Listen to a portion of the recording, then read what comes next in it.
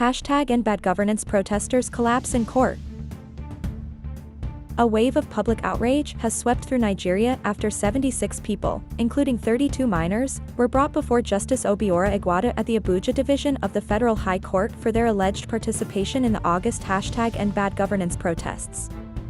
Among the defendants, who had been detained for 3 months following their arrests in the Federal Capital Territory Abuja, and states such as Kaduna, Gom, Jos, Katsina, and Kano, 32 were identified as minors, aged between 14 and 17. As the arraignment proceedings commenced, the minors, visibly unkempt and malnourished, looked unwell and struggled to maintain their composure.